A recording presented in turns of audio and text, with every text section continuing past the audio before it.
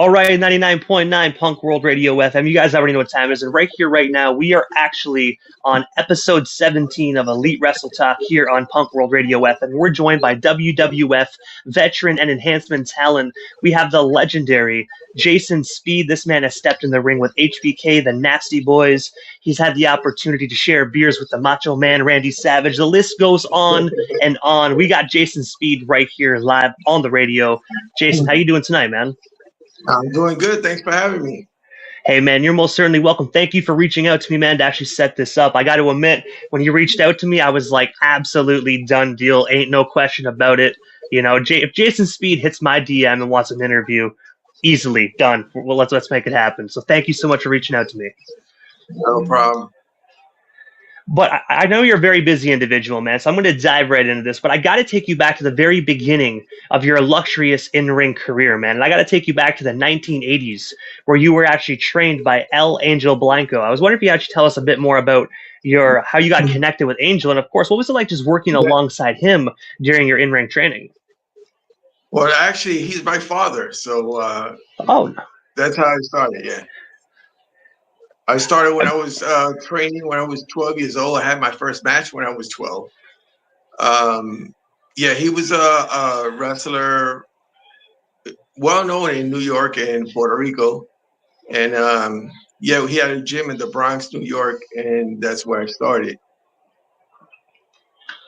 And I have to ask you, what was it like just actually, being in the ring with your father and learning from such a fellow legendary individual like him, man? Because obviously, whether it's a father or son relationship, I'm pretty sure he literally definitely probably put out all the stops while actually training you. He probably definitely gave you his all. Oh, definitely. And I said this before in previous interviews. He never treated me any different than anybody else. We actually started in a boxing ring that was converted into a wrestling ring, and that was no give there. And actually, learning the falls, I did it on concrete outside on the floor.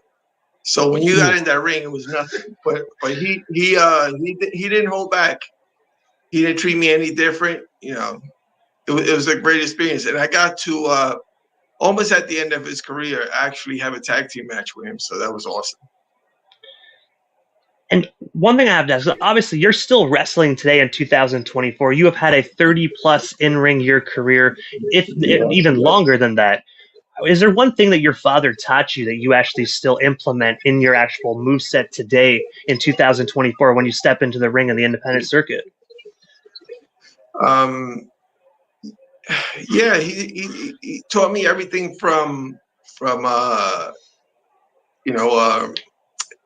backstage etiquette, locker room etiquette, timing, how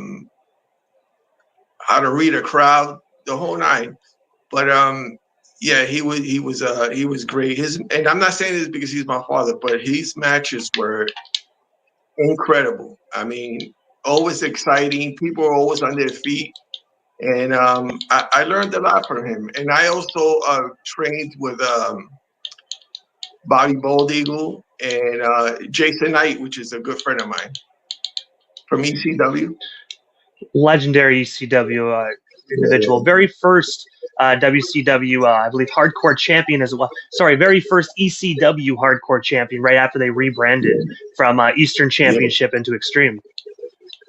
Yeah, great guy. I know him more than 30 years.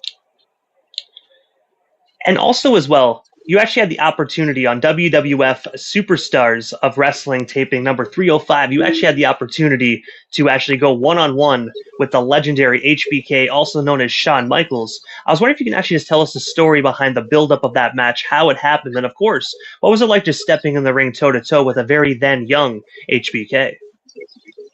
Well, that happened with a friend of my father's went to the gym and he saw me working out, and maybe a week later he called me because he was called to work that tour also, and he gave me a call and said if I wanted to participate. Now, obviously, I'm going to say yes. It's WWF. And then he needed someone else, so I called Jason Knight, and we all went out there. And, I mean, it was a great time. I'm just walking in there and seeing all these people you see on TV that you admire. It was really nerve-wracking, but a great experience. And Shawn Michaels was awesome. And did Shawn actually talk to you after the match as well? And actually, I do know sometimes after matches, wrestlers kind of converse with one another and actually talk about what happened in the ring and kind of give each other compliments. Did he compliment you for your in-ring work, or was it kind of just like a wish-wash? No, actually, he did. I was surprised when I got back. He was waiting for me. He said I did a great job, and we hang out. We had a couple of beers, and despite what they said about him and his extra activity outside the ring, I mean, he was really great to me. I've heard mixed stories about Shawn Michaels myself. I've heard that he's a great guy. I've heard that obviously the Bret Hart type of conversations where he wasn't really that nice. But I think it's more of just like how you present yourself to him. You know what I mean? At the end of the day, if you show the man respect, he'll show you respect. You disrespect him, then obviously he's gonna kick you in the face. Right, but he was great. He was good to me. But also as well, while we're actually on the topic of WWF Superstars of Wrestling tapings, you actually had the opportunity to tag with Jay Blade, where you actually took on the legendary tag team known as the Nasty Boys. I was just wondering, man, what was it like actually just stepping in the ring with the Nasty Boys and, of course, working that match with them? It was good. Actually, my partner that you just spoke about, he was a childhood friend of mine. They trained at my father's gym, and I brought him along also. It was great. The Nasty Boys didn't like him. Tell you that much. I'll tell you a quick story. They backstage they play cards, dominoes, whatever. And when you first go there, you shut your mouth, you listen.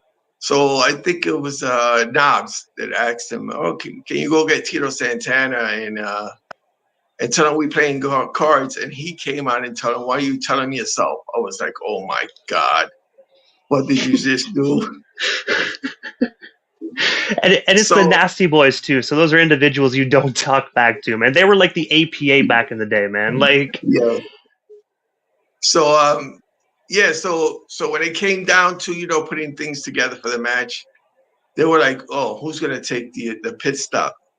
And I was about to say me, and they said, "No, he's taking it." And if you watch the match, they really stiffed him. It was not a work. They really gave it to him. They didn't really like him. And also as well, because I think I read as well that Jay Blade actually only had one WWF appearance, and that was that match. Was that occurrence the reason why he only had one match, or was it a completely separate ordeal? No, I believe so. I believe that was it. Like I said, you go back there, and when you first go there, you got to be professional. You got to, mix in with the guys and just be professional. Have that backstage etiquette, and I don't think he had it. Not a bad guy, but that was one mistake he made. I think also as well, especially when you get big opportunities like that, some individuals, they don't really know how to handle it, if that makes sense, right? I mean, I will admit, if I got backstage in WWF, I ain't going to lie, I'd probably be a little bit cocky myself, because that's the big times, right? But at the end of the day, you have to also kind of like sit back and kind of be humble, right? Because at the end of the day, it's a privilege to be there, not a right. Exactly, yes. But also as well, I actually read and I heard actually from other interviews as well, and I do know the story broke actually on multiple wrestling news sources, but you actually had an unfortunate experience with the late Ultimate Warrior. I was wondering if you can actually just tell our listeners here on Elite Wrestle Talk a bit more about that exchange and what actually went down between yourself and the Ultimate Warrior. It was really unfortunate because I was a fan of his. And I was in catering, and he was in front of me getting coffee. I was about to get coffee. So I introduced himself. "I'm Jason Speed. I'm working here, and it's a pleasure." Just turned around, got his coffee, and walked away. And very unfortunate. I tell you one person when I got there, I sat in catering. He was the one that told me, told me the ropes, who not to talk to, what to do, what not to do. Was Repo Man. Great guy. He showed me the ropes back there. The etiquette in backstage in WWF. That was one of the first people I really talked to. Yeah, I heard. Me personally, I'm an Ultimate Warrior fan. It's definitely sad to hear about his untimely passing, but I will say I have heard some pretty horrific stories about his backstage antics, man. It is definitely sad that somebody so beloved to so many fans could actually kind of turn out to not be the hero that they really portray on TV. Right, like they say, don't meet your heroes. That is absolutely true, man. At the end of the day, sometimes meeting your heroes is good, but it's never a good time to actually take that chance. Yeah, but it was that experience was awesome. But also as well, the one person that I also read that actually gave you a great experience actually backstage was the late great Macho Man Randy Savage. I was wondering if you could actually tell us a bit more about Macho Man, and of course, what was it like just sitting there having beers with Macho Man? Because I mean, I could only imagine how cool of a guy it would be to actually just crank back a few brewskis with him. I mean, I was surprised that he was chat with me because back in the day, it was really rare to have for these superstars to interact with enhancement talents. So this is how it happened. We went to the bar at the Hilton in Ontario, Canada, and he was ordering his beers, and I told the bartender, tell him I'm paying for his beers. I mean, he was so gracious. He came over, we sat down. I mean, I think for the rest of the night, and just chatted, took pictures with fans, and he was really gracious. And let me tell you something. I know everybody says it, but I'm a testament to it. What you see on TV, that's what you get. He talks exactly like that. I thought it was a put on, but the guy talks exactly like that. He has that energy when he talks, but he was a great guy.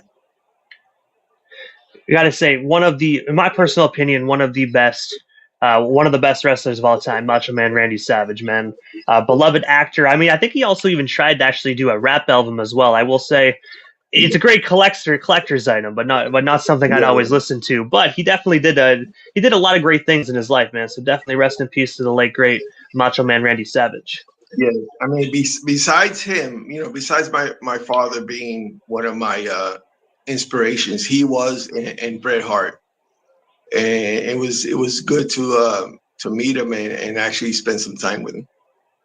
When you said one of your inspirations was Bret the Hitman Hart, around 1992, he was actually in the WWF. Did you get the opportunity to kind of cross paths with him in the locker room or in catering or anything like that?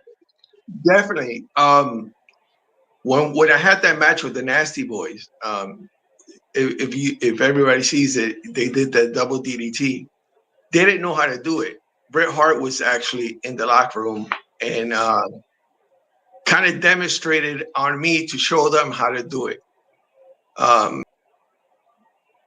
It was really gracious with his time. But yeah, I had interactions with him. And his brother, actually.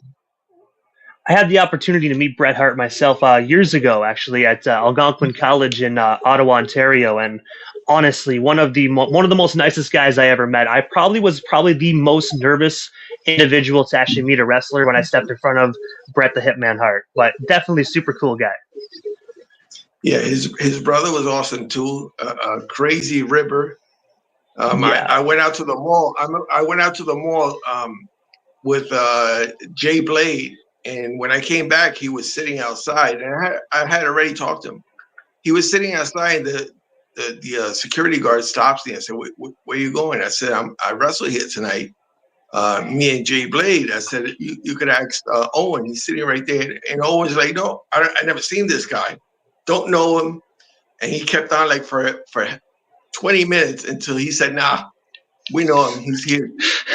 But he was that type of guy.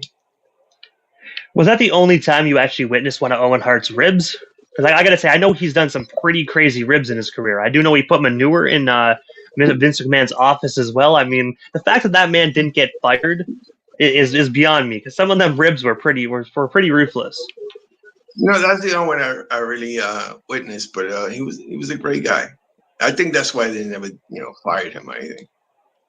I mean, also, too, he was a great draw as well. It was Owen Hart. I mean, at the end of the day, such an incredible in-ring talent. Obviously, he's one of the iconic Hart family members. So, I mean, it was pretty kind of hard to actually let Owen Hart go, especially when he's such a big draw. Yeah, especially at that time, he was so hot. And also, as well, man, aside from yourself for a moment, you actually had the opportunity to actually train your son and actually have him become a third-generation pro wrestler. Yeah, I was wondering, what was it like actually just, teaching your son, Justin Hernandez, and actually kind of introducing him into the wrestling industry that you actually have done for so many years? It was awesome. And the first thing I was thinking about while training him was doing this with my father. Now I'm doing this with my son. And then actually having a tag team match with him, his first match tag team with me, it was just awesome. And let me tell you something, this kid just, he caught on so fast. And, he was worried his first match, Dad, I don't think I could do it. He went out there and he just killed it. When he came backstage, these wrestlers were like, "Oh, that's a great job. How long you been wrestling?" He said, "This is my first match," and they were so surprised. I mean, he's a natural. It was very emotional. All I got to say is like father, like son, man. There's no doubt in my mind actually just hearing the fact that he actually absolutely nailed it in his first in-ring debut. Yeah, he did. He did a great job. And if I'm not mistaken, I believe this debut match, I could be mistaken, was actually in Montreal, Quebec, where I believe yourself and your son, Justin, actually wrestled the Holy Trinity. I believe that was a debut match. Actually, we missed that one because we had some vehicle problems on the way there. But my first match with him was with Jason's Knights Assault Championship Wrestling in New Jersey. That was our first match together.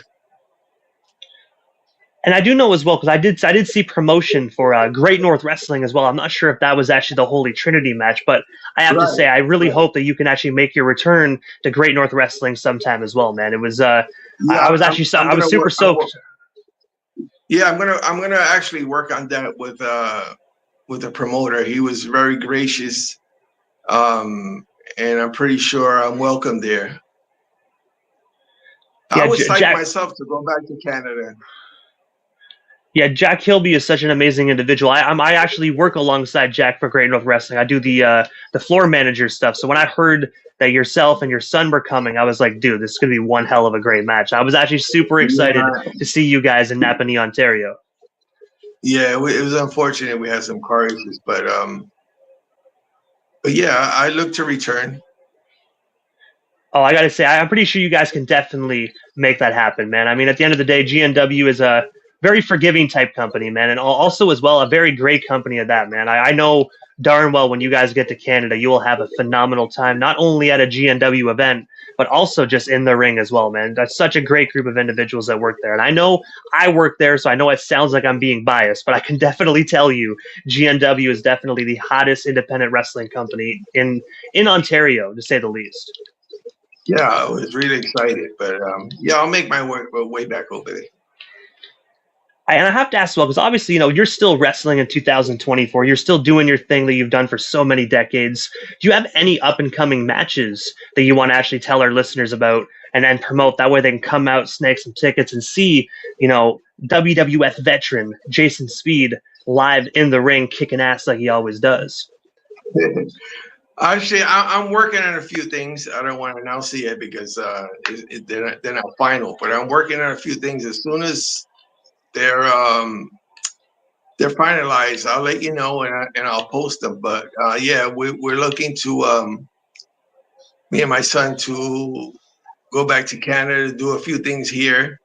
And my ultimate goal is I think I'll give it maybe a year or so to hang up the boots. But my ultimate goal is to have my last match against my son.